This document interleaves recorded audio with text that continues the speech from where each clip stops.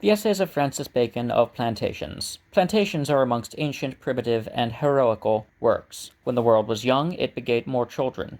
But now it is old, it begets fewer. For I may justly account new plantations to be the children of former kingdoms. I like a plantation in a pure soil, that is, where people are not displanted, to the end, to plant in others, for else it is rather an extirpation than a plantation. Planting of countries is like planting of woods, for you must make account to less almost 20 years' profit, and expect your recompense in the end. For the principal thing that hath been the destruction of most plantations hath been the base and hasty drawing of profit in the first years. It is true, speedy profit is not to be neglected as far as may stand, with the good of the plantation, but no further. It is a shameful and unblessed thing to take the scum of people and wicked condemned men to be the people with whom you plant.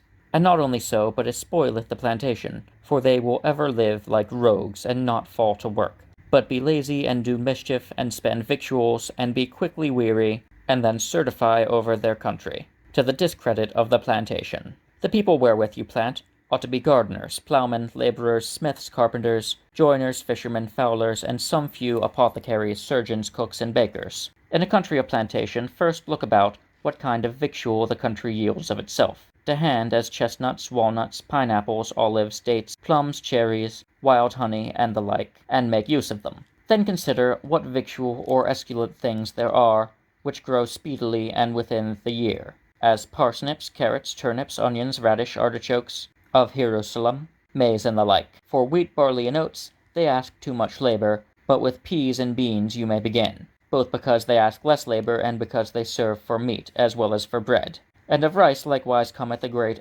increase, and it is a kind of meat. Above all, there ought to be brought store of biscuit, oatmeal, flour, meal, and the like in the beginning, till bread may be had. For beasts or birds take chiefly such as are less subject to diseases and multiply fastest, as swine, goats, cocks, hens, turkeys, geese, house doves, and the like. The victual in plantations ought to be expended almost as in a besieged town, that is, with certain allowance. And let the main part of the ground employed to gardens or corn be to a common stock, and to be laid in and stored up, and then delivered out in proportion. Besides some spots of ground that any particular person will manure for his own private, consider likewise what commodities the soil, where the plantation is, doth naturally yield, that they may some way help to defray the charge of the plantation. So it be not as was said to the untimely prejudice of the main business, as it hath fared with tobacco in Virginia. Wood commonly aboundeth but too much, and therefore timber is fit to be one. If there be iron ore,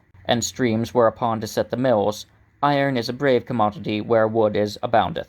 Making a basalt, if the climate be proper for it, would be put in experience. Growing silk, likewise, if any be, is likely commodity. Pitch and tar, where store of firs and pines are, will not fail. So drugs and sweet woods, where they are, cannot but yield great profit. Soap ashes, likewise, and other things that may be thought of. But moil not too much under the ground, for the hope of a mines is very uncertain, and useth to make the planters lazy in other things. For government, let it be in the hands of one, assisted with some counsel, and let them have commission to exercise martial laws with some limitation. And above all, let men make that profit of being in the wilderness, as they have God always and his service before their eyes. Let not the government of the plantation depend upon too many counselors and undertakers in the country that planteth, but upon a temperate number, and let those be rather noblemen and gentlemen than merchants, for they look ever to the present gain. Let there be freedoms from custom, till the plantation be of strength, and not only freedom from custom, but freedom to carry their commodities, where they may make their best of them.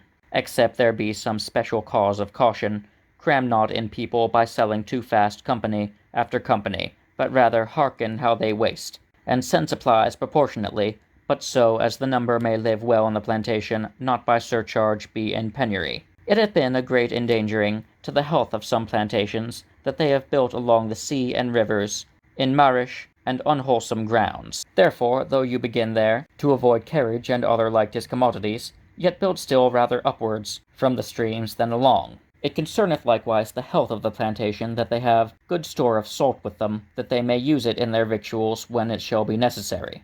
If you plant where savages are, do not only entertain them with trifles and gingles, but use them justly and graciously with sufficient guard nevertheless, and do not win their favor by helping them to invade their enemies, but for their defense if it is not amiss, and sent oft of them over to the country that plants, that they may see a better condition than their own, and commend it when they return. When the plantation grows to strength, then it is time to plant with women as well as with men, that the plantation may spread into generations and not be ever pieced from without. It is the sinfullest thing in the world to forsake or destitute a plantation once in forwardness, for besides the dishonor, it is the guiltiness of blood of many commiserable persons.